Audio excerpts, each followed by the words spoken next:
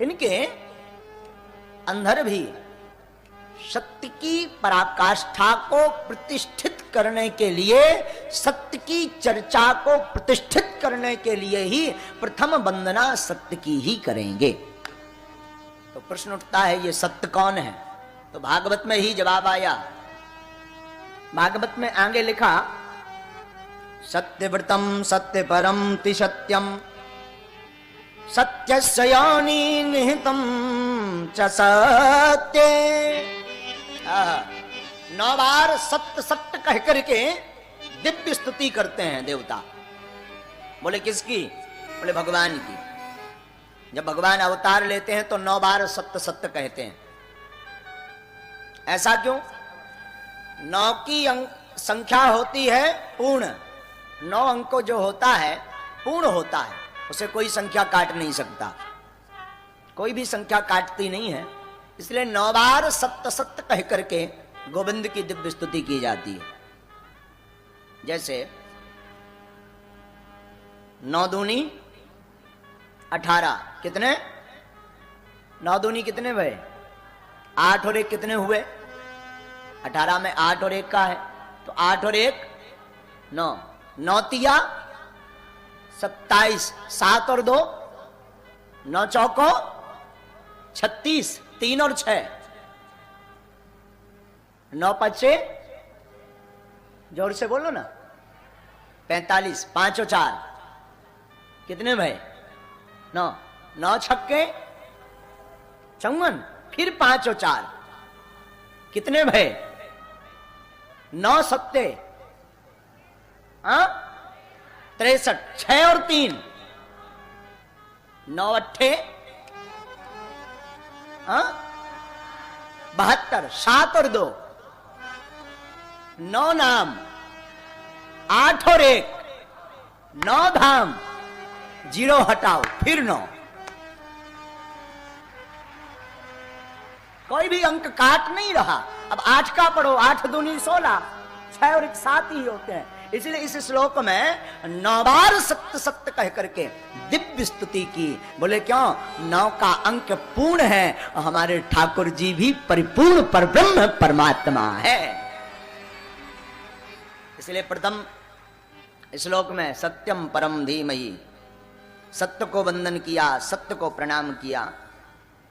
निगम कल्पधरो लुगलतम फलम सुखमुखाद मृत द्रव्य संयुतम पिबत भागवतम रसनालयम मुहिरहो रसिका भुवि भावुका। आगे प्रश्न उठता है कि भाई महाराज आपकी भागवत भगवान है कैसी? बोले मीठी है। भगवान की कथा मीठी है, बिल्कुल। इसका कोई प्रमाण पत्र है? बोले पहला प्रमाण पत्र तो सुनिए, अधीरम मधुरम वदनम मधुरम नयनम मधुरम हसीतम मधुरम। पहला प्रमाण पत्र तो है कि ठाकुर जी मधुर हैं। पहला प्रमाण पत्र है कि ठाकुर जी मधुर हैं। और दूसरा प्रमाण पत्र क्या है? बोले दूसरा प्रमाण पत्र है सुख मुखाद मृत द्रव्य संयुतम। जो भागवत भगवान की कथा है इसे गाई किसने है? बोले किसने गाई? रचना तो पूज्यपाद श्री वेदव्यास जी ने की, परंतु व्यास नंदन श्री सुखदेव जी महाराज ने अपने मुख से गाथा को गाया है। हा? जिस प्रकार वृक्ष में फल लगा हो और कोई तोता उसे खा जाए तो हम आप क्या कह देते हैं? भाई ये सुआ कटेल हो गया, पक्का है ये मीठा ही होगा। हाँ जी अन्ना जी, ऐसे ही कहते ना। अब ये सुआ कटेल हो गया, पक्का है ये मीठा निकलेगा। आंख मूंछ करके उठा लेते और खाना प्रारंभ कर देते, क्योंकि तोता उसी फल पर अपनी चोंच को मारता है जो मीठा होता है। और कथा भी एक सुखदेव जी, सुख का अर्थ होता तोता, तोता अवतारी श्री सुखदेव जी के मुख से गाई गई है, तो निश्चित है भागवत कथा भी मीठी नहीं, अति मधुर कथा है। पिबत भागवतम रसमालयम, लेकिन इस कथा रस को दो ही लोग पीने के परम अधिकारी हैं। बोले कौन कौन? रस कहा, भूवि भावु कहा। बोले एक तो रसिक हो वही पी सकता, दूसरा भावुक हो। महाराज ये बंधन में क्यों डाल दिया? बोले देखो भाई, बंधन में इसलिए डाल दिया है, वैसे तो कथा सबके लिए है, पर दो लोगों के लिए विशेष है। पहला कौन है? बोले रसिक। रसिक अगर जो है कथा को सुने तो उसे ज्यादा आनंद आता है। रसिक का अर्थ होता जो गोविंद के रस में डूब गया, जो गोविंद नाम की भक्ति में डूब गया, जो गोविंद को पाने के लिए लालायत है, जिसके अंदर प्यास है गोविंद को प्राप्त करने की, वो अगर गोविंद की कथा को सुने तो उसका रस और वृद्धि करता है, बढ़ता है। क्योंकि जिसे प्यास ना लगी हो और तुम पूछो आओ भाई साहब जरा पानी पी लो, तो वो इतने क्वेश्चन करेगा, इतने प्रश्न करेगा कि माथा गर्म कर देगा। आरओ का है, छाना है कि नहीं, उबाल कर रखा कि नहीं, ताजा है कि पुराना, 50 प्रश्न करेगा। और रेगिस्तान में तपती दोपहरी हो और तपती दोपहरी में गला सूख रहा हो, मुंह सूख रहा हो, और मुंह सूख रहा हो, इतने में कोई आवाज दे सुनो पानी पीना हो तो पी लो, तो फिर ये नहीं पूछेगा आरओ का है कि ताजा है कि पुराना है कि नया है कि कुआं का है कि बोर का है। सबसे पहले भागा हुआ आएगा, पिएगा, कंठ को गीला करेगा, बाद में कहेगा थैंक यू। जिसे प्यास नहीं है उसे पिलाओगे तो वो जो है खूब प्रश्न करेगा, और जिसे ठाकुर की रस की प्राप्त करने की प्यास है वो कोई प्रश्न नहीं करेगा, वो तो आंखें बंद करके सिर्फ गोविंद को पाने का प्रयास करेगा। इसलिए वो रस कहा, भूवि भावु कहा। जो रसिक हैं वो कथा सुने, जो भावुक हैं वो कथा को श्रवण करें। एक बात और, कथा में वैसे तो सबको आनंद मिलता है और ठाकुर जी की कृपा मिलती है, पर जो भक्त होते, जन्म जन्म के प्रेमी होते, उन पर विशेष कृपा होती है। भगवान का मिलना कठिन नहीं है, जितना हम आपका सरल होना कठिन है। भगवान का मिलना कठिन नहीं है। भगवान तो खड़े हैं, तू पग राखे एक जो मैं राखूं पग 60। भगवान अपने मुख से कहते हैं तू एक पग रख, मैं 60 पग दौड़ा हुआ चला आऊंगा। पर कोई तैयार ही नहीं है गोविंद को पाने के लिए, कोई बुलाने को तैयार नहीं है। भगवान तो कहते तुम हमें बुलाओ तो हमें पुकारो तो, लेकिन कौन पुकारता? सब स्वार्थ लाग करही सब प्रीति। सोरे नर मुनि सब की यह रीति, सोरे नर मुनि सब की यह रीति, सोरे नर मुनि सब की यह रीति। सारथ लाग करहि सब प्रीति, सारथ लाग करहि सब प्रीति, सारथ लाग करहि सब प्रीति। सोरे नर मुनि सब की यह रीति, सोरे नर मुनि सब की यह रीति। सुर यानी देवता, नर यानी मनुष्य, मुनि सबकी रीति है। साधु स्वार्थ देखते हैं तो प्रेम करते हैं, स्वार्थ खत्म हो जाता तो सीताराम भी नहीं करते हैं।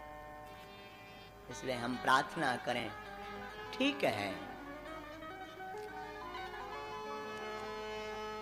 जगत से स्वार्थवश अगर जुड़ गए कोई दिक्कत नहीं, पर धाम से, तीर्थ से, गुरु चरण से, संत चरण से, व्यास पीठ से अगर कोई जुड़ना तो सिर्फ गोविंद को पाने के लिए जुड़ना। लोग कहते क्या भगवान के दर्शन होते हैं? हाँ, एक कथा है अभी कुछ दिन पहले की महाराज, बहुप्रचलित कथा है। एक भक्त भय एक गांव में, अच्छा वो जन्म से ही इतने विचित्र भय कि वो खूब खाते, इतना खाते कि घर वाले ना ही कर देते कि बस भैया अब ना खा, लेकिन बे ना ही ना करते। अच्छा खाता भी ठीक है, जिसका जितना खाता है उतना ही तो खाएगा। उनको खा तो पहले ही से बड़ो आओ तो हल्के ही से खूब दबा कर खाते, इतना खावे कि घर वाले बड़े हैरान हो गए। कछु दिन में जो बड़े भय सो और दबा के खावे, घर वाले बड़े हैरान, बोले काम के ना काज के दुश्मन अनाज के, बोले काम धाम अच्छा करत भी जी कछु ना करे का, ज्यादा खा ले तो जहाँ खाए होता ही लुढ़क जाए। अच्छा ज्यादा खाए स्वभाव बस नींद ज्यादा आए, जहाँ पे खूब खावे और जहाँ पे भी पहुंचे होते ही खा के हरा के लुढ़क जाए। घर वाले बड़े हैरान, बोले यार भैया कछु काम आम करो। जे बोले हमसे काम आम तो कछु होत नहीं है ना, हमें कर पाऊं ना। बोले भाई काम काज कछु करो ना, खात भर रहे हो तो एक दिन तो हम आओ तो सब रो बढ़ा जाने 2-4 ही 6 महीना में जौन हिसाब को तुम खा रहे। तो जे बोले भाई उपाय का है? घर वाले बोले जब तुम्हें ज्यादा ही खाना है घर से कर जाओ, कहूँ तीर्थ में चले जाओ, खात रहियो। मैंने कही ठीक है भैया, बोझ ना पड़िए, चलो बाहर चलिए।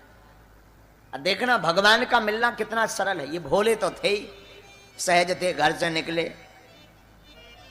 अब इन्होंने सोचा जाया कहां जाए, तीर्थ कहां जाया जाए। इतने में रास्ते में एक ने आश्रम दिखो, इन्हें सोचो जो बढ़िया है आश्रम में जाइए, महात्मा को मिले। इन्हें बाहर देखो सो आश्रम के बाहर भारी मोटे ताजे एक महात्मा महंत जी बैठे रहे। इन्हें देखो जे भी एन मोटे ताजे लगा, जे भी हमारे जैसो एन खात। अच्छा ये तो अपनी नजर से देखते। अच्छा बात भी सही है, महात्मा होते ही मोटे ताजे, परम स्वतंत्र ना सर पे कोई। परम स्वतंत्रता रहती है, कोई है नहीं, हरि नाम जपना भोजन पाना। इन्हें देखो खूब मोटे ताजे लगा, जे भी एन दबा के यहाँ खाद। इतने 2-4 उनके चेला निकले, वे भी अच्छे दगड़दम, भारी भारी शरीर। इन्हें देखो आ रहे तो सब एक से यहाँ है, कुठिया की कुठिया। वाह मुझे पहुंच गए, बोले नहीं को चेला बन जाए। इन्हें महात्मा जी के चरण पकड़ ले, बोले महाराज हमें तुम अपनो चेला बना दो। महात्मा बोले भाई चेला बनोगे, करोगे क्या? बोले जो कछु आपका, आप बताओ करने का पर है चेला बनवे के लाने। बोले रहोगे कहाँ? बोले जब चेला बनवी तो तुम ही ले लो रह भी। महात्मा बोले भैया जब हम ही ले लो रहने सो ठीक है, रह जाओ बन जाओ चेला, क्या दिक्कत? जे बोले पहले नियम बताओ, कन्या का क्या है? बोले हमारे यहाँ कोई काम नहीं है, दोनों टाइम आरती में सम्मिलित होना पड़ता है, सुबह शाम सीताराम गाना पड़ता है। गा लोगे? अरे बोले महाराज जो तो, बोले जो हो गई तुम्हारी बात, हमारी बताओ जो कितनी बेरा मिले है। जी तो अपनी बात कर लिया, इन्हें तो अपनी दिखाती बात। बोले और सब ठीक, पहले भंडारे को बताओ जो कितनी टाइम मिले। महात्मा बोले दोनों टाइम पंगत चलती है, कोई दिक्कत नहीं, सुबह सीताराम होती है, रात्रि को बयारी की सीताराम होती, चकाचक खाओ। जे बोले 2 बेर में कौन पूरा पन्ना है? महात्मा बोले मतलब? बोले हमें 3 बेर की छूट दे दी जाए। महात्मा बोले कोई कमी नहीं, 4 बेर खाओ, भगवान की खूब है। बोले जो बढ़िया है तब बना लो महाराज चेला, अब कोई टेंशन है ही नहीं है। ताली भरा बजानो सो बजा उतरे भी, सीताराम गाँव सो गाँव उतरे भी। बढ़िया इनका नाम रख दिया रामदास, माला पहना दी, अब जे चेला बन के तैयार भाई। बढ़िया खूब जो है जे 2 ही टाइम ताली बजाएं, चकाचक भंडारो खाएं, दबा के खाएं। और कोनो दिना जी इतना अतकारो खा लें कि मंदिर में पील पाए से टिके टिके आरती में ताली बजाएं। हाँ अब कभू तो इतना ज्यादा, अच्छा भूख भी है ना खतरनाक लगता। 1 बजे आरती होत रहा, ताली बजाओ, बीच में जे बोले सिया बलराम चंद्र की। आरती चलते ही रही, बीच में जे गए पुजारी जी, बोले ले आओ। अब पुजारी जी बोले आरती, बोले हो गई हमारी तो हो गई, पुजारी जी की रह गई, सुबह कर रहे घंटिया बजा, बोले ले आओ पे। इतने भुक्कड़ हते जे। अच्छा इन्हें क्या पता कि इतने भी आफत है यहाँ, उन्हें घरे तो रोज दांती मिलती थी, सोई भगे थे। इन्हें क्या पता कि आश्रम में भी आफत है। एक दिन आंधी आई से जो भंडारी बाबा हते, धूप में बैठे रहे, बढ़िया मालिश करत रहे शरीर में। जे महंत जी लो पहुंचे, बोले महाराज एक बात बताओ। बोले पूछो। बोले आज हड़ताल है का? कहीं का है? बोले भंडारी जी आज चूल्हे तरफ जाता ही नहीं दिखा रहा यार। बोले अच्छा अच्छा अच्छा प्रसाद के लिए क्या? बोले ओ हम एक ही काम ही है हम आओ। महंत जी बोले भाई तुम्हें बताना भूल गए, दरअसल